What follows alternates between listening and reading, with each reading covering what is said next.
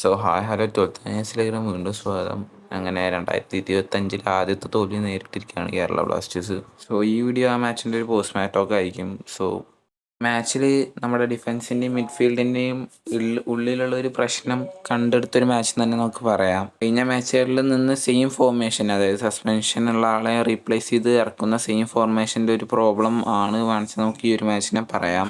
കാരണം ഈസിലി ഏതൊരു കോച്ചിനും ആ ഒരു സ്ട്രാറ്റജി എക്സ്പോസ് ആയ രീതിയിൽ, അല്ലെങ്കിൽ ആ ഒരു സ്ട്രാറ്റജി എങ്ങനെ അതിനെ ഉപയോഗിക്കുക എന്നുള്ളൊരു കാര്യം ഏതൊരു കോച്ചിനും മനസ്സിലാക്കാൻ രീതിയിലുള്ളൊരു സിറ്റുവേഷനാണ് ഈ എല്ലാ മാച്ചസിലും ഒരേ സ്ട്രാറ്റജി നമ്മളെ ടീം ഇടുന്നതിലും, പിന്നെ അതേപോലെ തന്നെ സെയിം ഫോർമേഷനിലുള്ള പ്ലേയേഴ്സും ഒരേ പ്ലേയേഴ്സിനെ തന്നെ ഇറക്കണേലും ഉണ്ടാകുന്നൊരു പ്രശ്നം പറഞ്ഞു കഴിഞ്ഞാൽ അതായിരിക്കണം മെയിനായിട്ടുള്ളൊരു പ്രശ്നം എന്ന് എനിക്ക് തോന്നുന്നത്.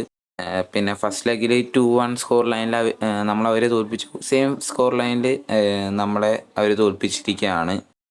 പല വിമർശനങ്ങൾക്കും വിധേയനായ ഡാനിഷ് ഫറൂഖാണ് ഈ ഒരു മാച്ചിൽ ഗോളടിച്ചു പറയുമ്പോൾ ഒരു ഇന്ത്യൻ സ്കോററും കൂടി ആയിരിക്കുകയാണ് നമ്മുടെ സ്കോഡിൽ. അങ്ങനെ ആലോചിക്കുമ്പോൾ ഒരു എവിടേക്കോ ഒരു ആശ്വാസം അതിൽ ലഭിക്കുന്നുണ്ട്. പ്ലേ ഓഫ് സാധ്യതകൾ ഒഴിയണില്ല. ഇനിയുള്ള എല്ലാ പോയിൻറ്സും അത്രയും പ്രഷ്യസ് ആണ്. അതേപോലെ തന്നെ ബാക്കിയുള്ള ടീമുകൾ അവരുടെ പോയിൻറ്റ്സ് ഡ്രോപ്പ് ചെയ്യുകയും ചെയ്യാന്ന് വെച്ചാൽ മാത്രമാണ് നമുക്ക് ഒരു പ്ലേ ഓഫ് ക്വാളിഫിക്കേഷൻ ലഭിക്കാനുള്ള ചാൻസ് കാണുന്നുള്ളൂ. ഈ ഗെയിമിൽ pass the ball to Nova എന്നുള്ളൊരു സ്ട്രാറ്റജിയാണ് എനിക്ക് തോന്നുന്നത്. അതുകൊണ്ട് തന്നെ നോവേനെ അവർ പൂട്ടി നമ്മൾ തോറ്റു.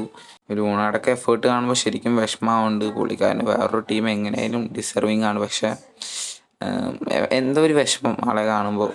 ഈ വീഡിയോയിലേക്ക് ഇത്രേ പറയാനുള്ളൂ. വീഡിയോ ഇഷ്ടപ്പെട്ടാൽ ലൈക്ക് ചെയ്യുക, ഷെയർ ചെയ്യുക, സബ്സ്ക്രൈബ് ചെയ്യുക, കമൻറ്റ് ബിലോ. അതേപോലെ അപ്ഡേറ്റ്സും കാര്യങ്ങളൊക്കെ നമ്മൾ ആദ്യം കമ്മ്യൂണിറ്റി ടാബ് ഷെയർ ചെയ്യുന്നുണ്ടാകും, പിന്നെയാണ് വീഡിയോ ചെയ്യാറുള്ളൂ. Subscribe the channel, click the bell icon on. ഈ വീഡിയോ ഇത്രയേ ഉള്ളൂ. Thanks for watching.